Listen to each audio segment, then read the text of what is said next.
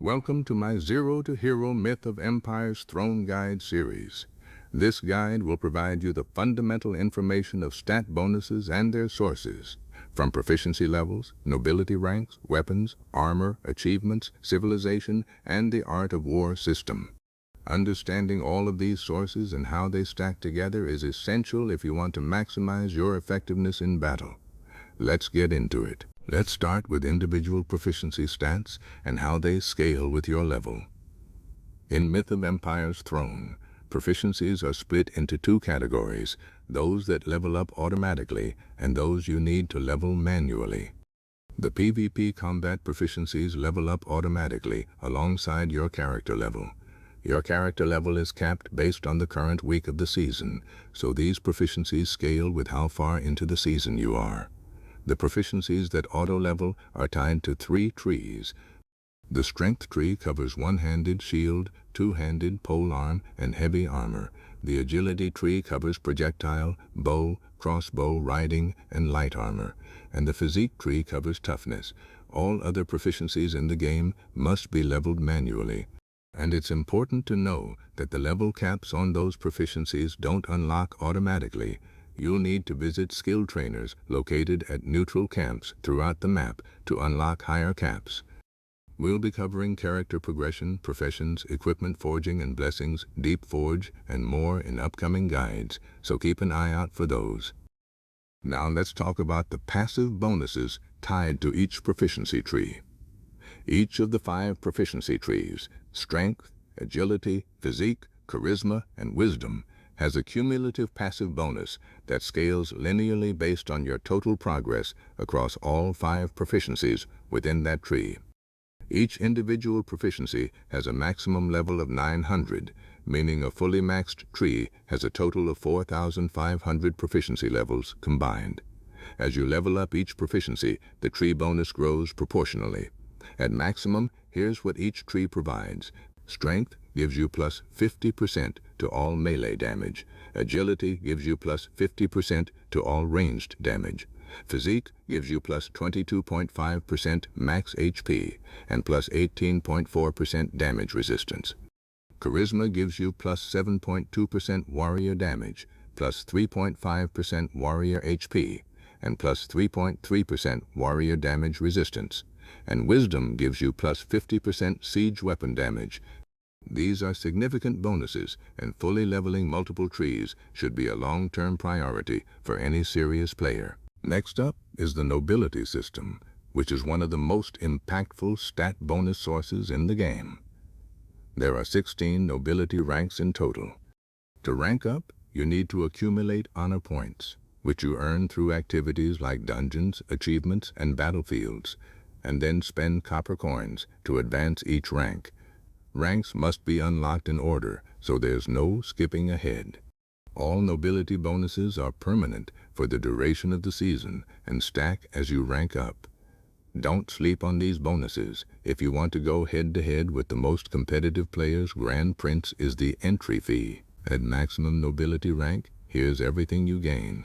Plus 25% base HP, plus 25% base piercing damage, plus 25% base slash damage, plus 25% base blunt damage, negative 20% damage taken for light armor, negative 20% damage taken for heavy armor, plus 1.25% mounted damage bonus per horse level divided by 10, negative 30% shield breaking damage, plus 25% critical damage bonus, and plus 5% revenge damage bonus.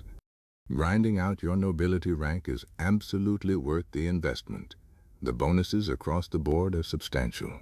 Moving on to achievement bonuses. The game features over 500 achievements spanning a wide range of activities: combat, crafting, exploration, and more. Each achievement you complete grants a small stat bonus, and these bonuses are fully cumulative, meaning every single achievement you finish adds to your total. At maximum achievement completion, the bonuses include plus 11.4% one-handed weapon damage, plus 11.4% two-handed weapon damage, plus 11.5% pole arm damage, plus 9.6% projectile damage, plus 11.8% bow damage, plus 9.6% crossbow damage. Negative 41.7% shield durability loss, plus 16.6% critical damage. Negative 7% slash damage taken. Negative 7% piercing damage taken. Negative 7% blunt damage taken. And plus 30% profession HP. These aren't massive individual bonuses, but together they add up meaningfully, especially for players who engage with the most competitive PvP. Now let's talk about civilization bonuses. And this one has an important distinction that a lot of players get confused about. There are 3 civilization trees in the game. Only one civilization's active bonuses can be enabled at a time. You choose which tree is active, and that determines your active buffs. However, and this is the key point, the passive bonuses you earn from leveling each civilization tree are always active, regardless of which civilization is currently selected. So if you've invested in multiple trees, you're always benefiting from the passive gains of all of them simultaneously. When one civilization tree is fully leveled, it provides the following passive bonuses: plus 2.42% melee damage, range damage, and siege weapon damage, plus 1.43% base HP, plus 0.946% damage reduction, plus 0.484% warrior damage bonus, plus 0.242% warrior max HP, and plus 0.242% warrior damage reduction.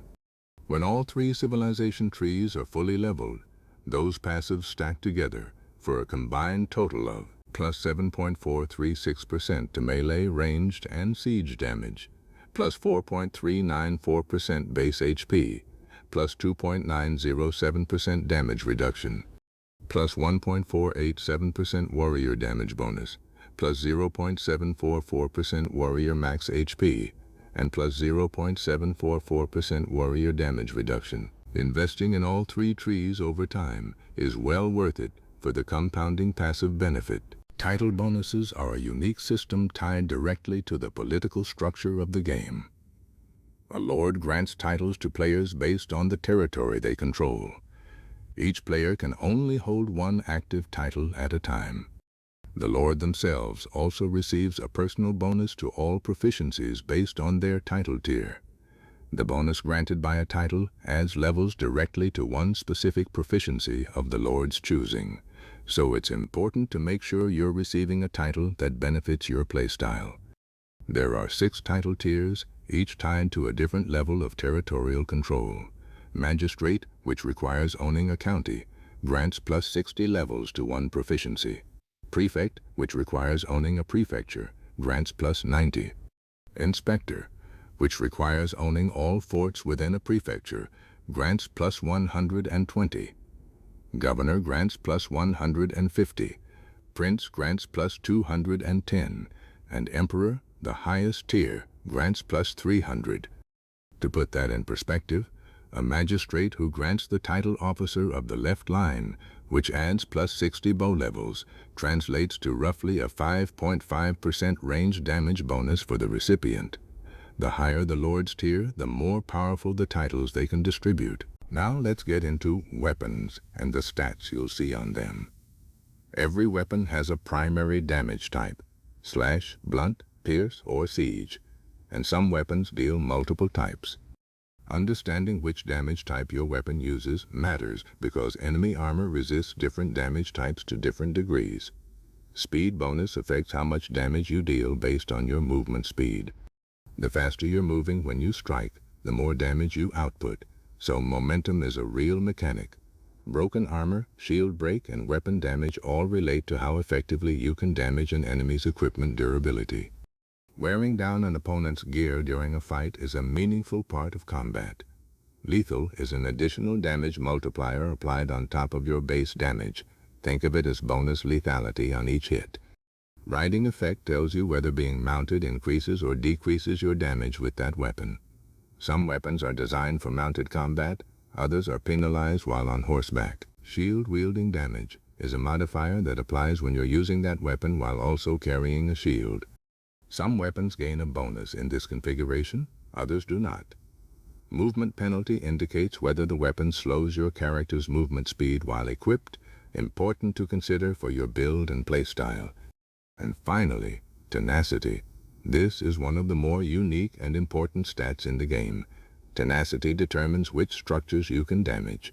Every structure has what's called a city defense strength value, and your weapon's tenacity must meet or exceed that value to deal any damage to it at all.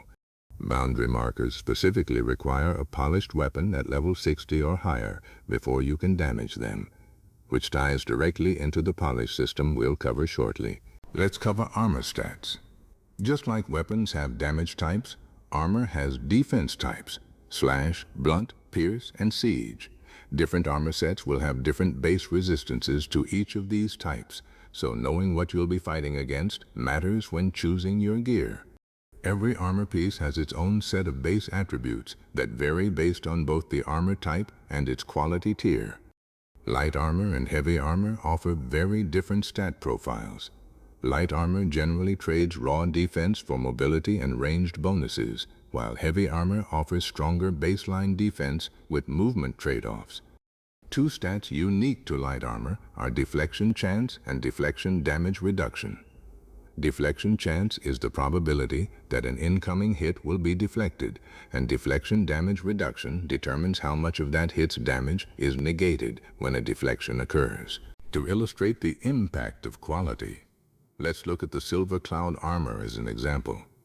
At low quality, this piece has a slash defense of 986. At quality level 100 with no polish, that jumps to 1116.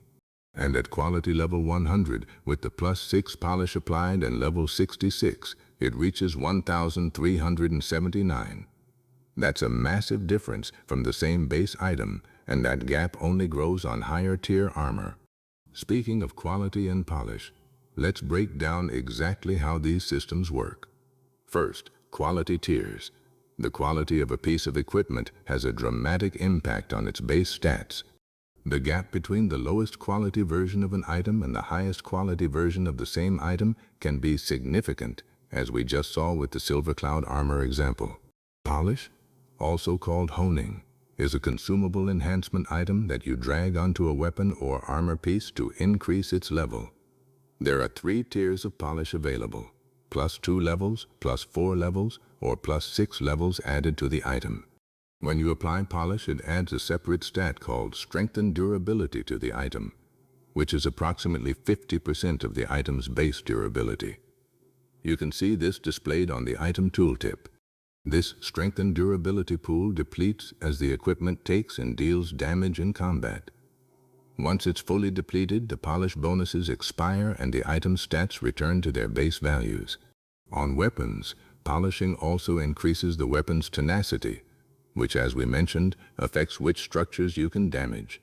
Applying a new tier of polish overrides the previous one, and each polish also raises the skill level required to equip the item and potentially the materials needed to repair the item. The stat boost from polish scales with the item's base attributes, meaning higher quality items benefit more from polishing than lower quality ones. As an example, a meteoric blade at quality level 100 with a +6 polish applied goes from slash damage of 568 up to 680, and piercing damage from 628 up to 752. Its tenacity also increases from 70 to 76.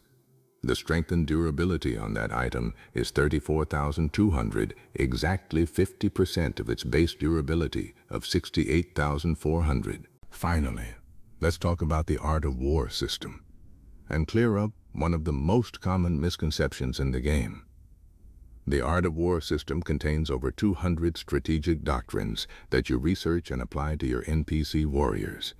These arts build up over time and create a more specialized and effective warrior profile. Here's where players often get confused. Arts do not buff your character by default. The bonuses from arts apply to the warrior they are assigned to, not to you, the Lord. If you look at an art and assume it's buffing your character, you're most likely wrong. A small number of arts do extend their benefits to the Lord and/or team members, but only when the art description explicitly states this. And even then, you typically need to be within a certain proximity of your deployed warrior to receive the benefit. There are only 6 arts currently in the game that can directly affect the Lord. Pioneer, which increases movement speed by 15% for both the Lord and the warrior. Industrious and Thrifty, which reduces armor durability loss by 30% for all team members. Chosen One, which increases stamina recovery speed by 90% for team members. Rallying Cry, which gives attacks a 20% chance to boost nearby allies' attack by 30%, though this bonus decays by 5% every 5 seconds until it reaches 0. Hero of Chaos, which increases siege damage by 30% for the Lord and warriors on the team. And Unity, which increases defense by 30% for both the warrior and the Lord. These 6 arts are the only ones that directly benefit you as the Lord. For every other art in the game, if the description doesn't mention the Lord or team members specifically, assume it applies to the warrior only. That covers every source of stat bonuses currently in Myth of Empires Throne. Between proficiency levels, nobility ranks, achievements, civilization passives, titles, your equipment, polish, and the art of war system. There are a lot of levers to pull, and understanding how they all stack is what separates strong players from great ones. If you found this guide helpful, make sure to like and subscribe, and stay tuned for my upcoming guides where I'll be covering character progression, professions, equipment forging and blessings, Deep Forge, and more. If you are interested in other topics for videos, drop it below in the comments. Thanks for watching.